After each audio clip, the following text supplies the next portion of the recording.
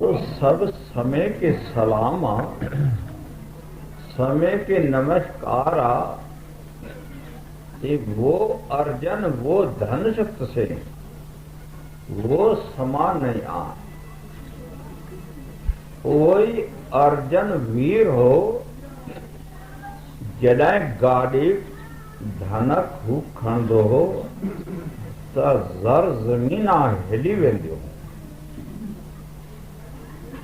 कई खूणनि जूं खूणियूं सेना तबाह थी वेंदियूं। सो सतगुरु फरमाइनि था उहो ई अर्जन जंहिंखे रस्ते में भीगन पे फुरियो त अर्जन दिल में तो चवे त ही छा मां को ख्वाब त नथो लां, को सपनो त नथो लां, पर को चवंदो अथसि कि अय अर्जन उहो समो साहिब तव्हांजो कृष्ण तव्हां सां न आहे। सो अॼु मानुष देह असांखे मिली आहे, इन जोबन जवानी जो असीं फ़ाइदो वठूं। न संत असांखे चवनि पिया कि तव्हां घर ॿार गृहस्थ मारनि छॾियो, न दुकानदारियूं छॾियो, न व्यवहार छॾियो, पंहिंजे घरनि में रही करे शेर बणिजी करे मर्दानगी करे स्वार्थ ते परमार्थ ॿई करे। अॼु हज़ूर जन एॾी महान परम पवित्र आत्मा, उन्हनि खे सभु कुझु हो। आखिरी दम जाने इहा ॻाल्हि हक़ीक़त दोहराईंदा आहिनि कि देखें मैंने स्वार्थ परमार्थ पर दोनों पर कदम यानी मजबूती से रखा, मैंने दोनों को मुकम्मल किया। किसी बात में हम फेल नहीं गए। आज करोड़न जूं मीला जमीना मंदिर महलात कई ॻाल्हियूं हज़ूर जन पंहिंजे टाइम में बराबर बणायूं ऐं परमार्थ में हज़ूर जन 18 घंटा टाइम ॾींदा हुआ। सेवा जी परमार्थ आहे ऐं हमेशा पंहिंजे प्रेमनि जो दिल वजान सां ख़्यालु रखंदा ऐं प्यार प्रेम कंदा। हज़ूर जन कॾहिं बि कंहिंजी दिल खे यानी वो अहिड़ो गुस्से भरियो लफ़्ज़ बि न चवंदा, पर कॾहिं पंहिंजी मौज जलाली में बि ईंदो त असीं चहिरे खे ॾिसंदासीं त हिकिड़े मिंट में वरी खिली वेंदा, चेहरे में मुश्क निकरदी, चवंदा अच्छा भाई मैंने ये गलती किया, माफ कर दे। सो गुरु नानक देव साहिब पंहिंजी दुकान कई आहे, रविदास भगत पंहिंजो पेशो अख्तियार कयो आहे, नामदेव साहिब यानी छिंबो थियो आहे, कपड़ा रंगे मंडन में वञी वेचंदो हो। एक दफ़े वॾी पंड बंधी करे हंजी धर्म पत्नी हुन खे ॾींदी आहे। स्वामी नामदेव जन पंहिंजे घराणे में 5 भाइर आहे। ॿिया त ज़माने जा चुस्त चलाक आहे ऐं वाक़ुफ़ आहे, क़ाबिल आहे, पर नाम देव जी लो उन्हीं पुनल जे तरफ लगल हो जे प्यारे प्रीतम जे तरफ जन के लगिया यार जी सा किने कंदी घर बार। अज हिकड़े टाइम में स्वामी नामदेव के पांजी धर्म पत्नी वडी बारी हिकड़ी पंड बंदी करे गंड कि वनी है मंडी में विकणी आ।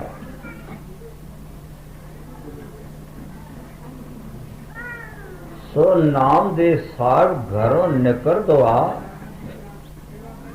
जैके पांजी लिव पुनल जी लगल आ लिव बारो चलो लाए विया हींअर ॾाढी रमज़ सेखारे विया। अज एक दरख़त जे हेठों वेही करे मालिक जे विराग में वनी ख्याल अटकी रहियो।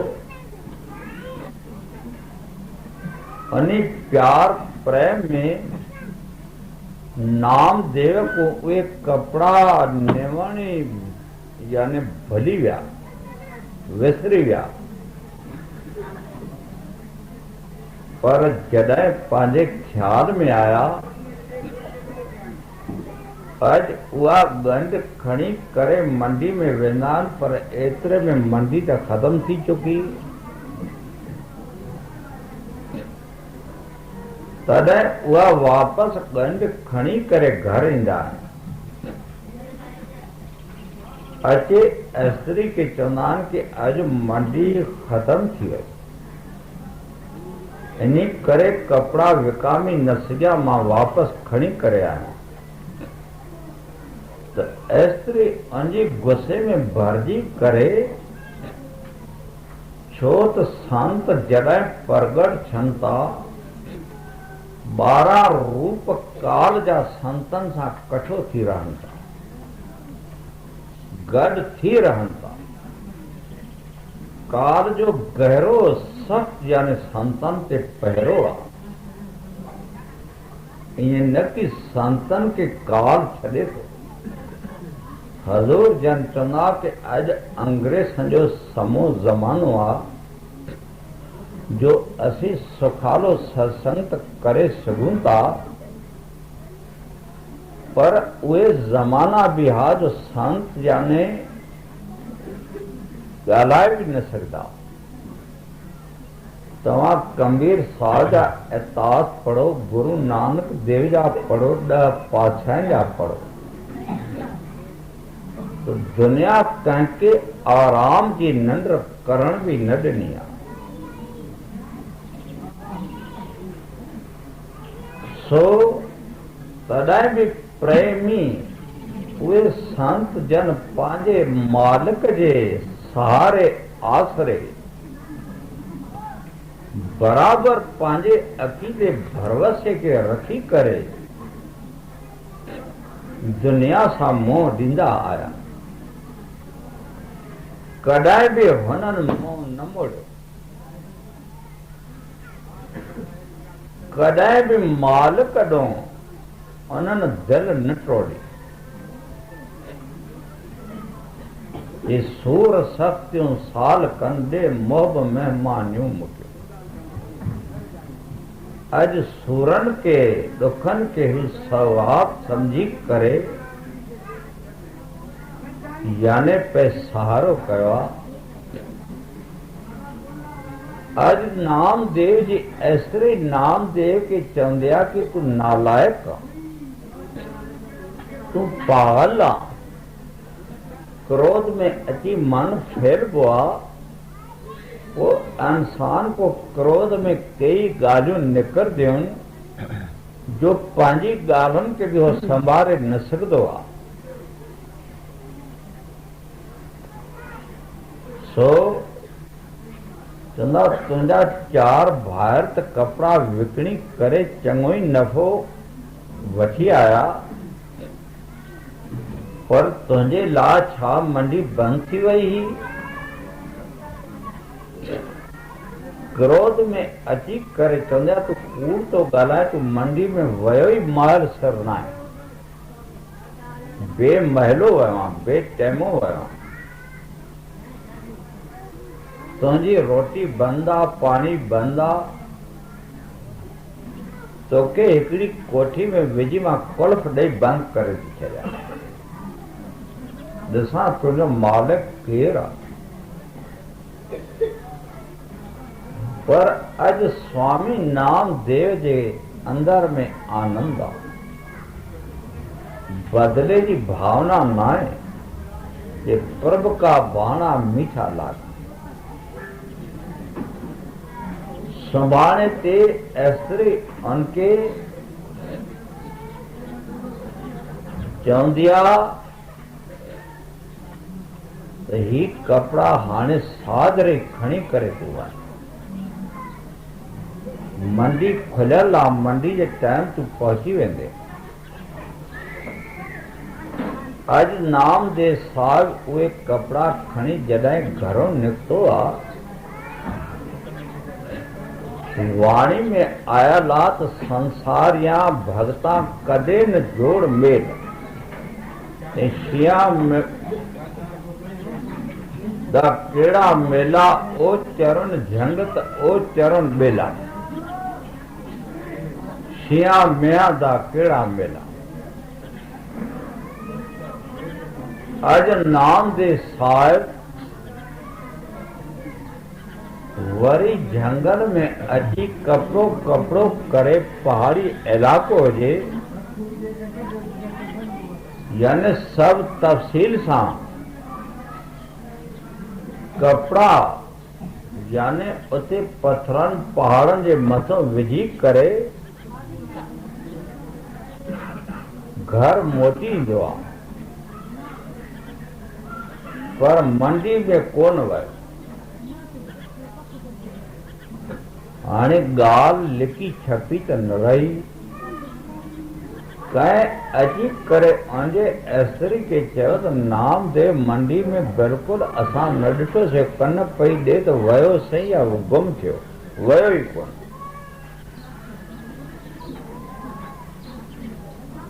तॾहिं एसरी तमामु क्रोध में अची करे चवंदी आहे तूं कपिड़ा काॾे कया 7,000 जा, चवंदा कपिड़ा मां मंडी में खणी वियुमि, पर मंडी बंदि थी वई, तंहिं करे उधारा सुधारा ॾेई मिड़ई ज़ामिन खणी आयो आहियां। चवंदा उहो कहिड़ो ज़ामिन आहे? अॼु हिकिड़ो वॾो पत्थर 10-15 सेरे जो नामदेव चवंदा कि हे ज़ामिन आहे। चवंदा हे त पत्थर आहे। चवंदा वाकई पत्थर आहे, पर इहो ज़ामिन आहे। 8 ॾींहं जो अंजाम आहे। अॼु जुमो आहे, जुवर जे जुमे रक़म मिलंदी। जिसका राखा स्वामी, जंहिंजो राखो उहो परम पिता आहे। जिसका पिता है तू मेरा स्वामी, तिस बारक भुख कैसी, नवनिध नाम निधान ग्रह तेरे, जो मांगे सो लेसी। अज 8 ॾींहं एतिरी गणती आहे घड़ी घड़ी के।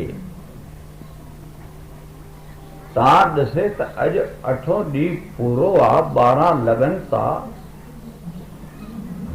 चवंदा एतिरी चवंदी आहे कि मूंखे कपिड़नि जी रक़म खपे। 8 ॾींहं पूरा थी चुका आहिनि। तॾहिं नामदेव स्वामी चवंदा मां जो ज़ामिन वठी आयो आहियां, तूं उन ज़ामिन खे ॾिस त सही, उहो छा थो चवे। पर जॾहिं जो ॾिसे त 15 सेरनि जो पत्थर अॼु सॼो सोन थियो पियो आहे। हाणे स्वामी नाम दे चवंदा तूं पंहिंजे कपिड़नि जी रक़म उन पत्थर खे कटे करे याने गॾु बाक़ी तुंहिंजो उन सोन सां को वास्तो न आहे। एस्त्री चवंदी आहे कंहिंजा घर तो पुछे, मां तो वांगे चेरी पागल त न आहियां जो घर जो धन गॾी हाणे तोखे ॾियां। सो अॼु लालच लोभ जे गहरे फंद में अची करे एस्त्री चवंदी आहे मां सोन तोखे न ॾींदा। हुन दबाए पुख़्तो करे पंहिंजी कोठी में रखे छॾियो। सो साहिबन भी चवा तो संता के कारज आप खलोया, हर कम करावन आया राम। जॾहिं हर मंदर साहिब दरबार अमृतसर जी ठही पए तो देश विदेशन में साहिबन चिठियूं पत्रिकाऊं लिखियूं तो भाई दरबार साहिब जो कम हली रहियो आहे। जंहिं भी प्रेमी के माता के को बहिरो वठणो हुजे शेवा जो त अची वठे। हाणे सतगुरनि जे लाइ सबके अदब ते मुराद ते कुर्ब हो। हज़ारनि जी तइदाद में संगतां कठियूं थियूं। हर मंदर साहिब जी कारगुज़ारी हली रही। संगतां दवा दब धन कुर्बान करे रहा। पर अॼु साहिबनि जा जेके वॾा वॾा नंबरदार सिख सेक्रेटरी साहिब हर मंदर साहिब ते लखां रुपया लॻी चुका आहिनि। सो तव्हांखे ख़बर हुअणु खपे त हाणे खज़ाने में को पैसो न अथव। चवंदा परवाह न कर, जंहिंजो मंदर ठही रहियो आहे चिंता त उन्ही खे हुअणु खपे। असीं पढ़ाई चिंता पंहिंजे गले में छो विझो। चिंता ताकि कीजिए जो अनहोनी हो। अज वो मालिक अकाल पुरुष वाहिद हो। अज इंसान जे चोले में अची करे के शाह के कड़ शौक़ थियो आयो बणी इंसान थी। अज कई देवतन सां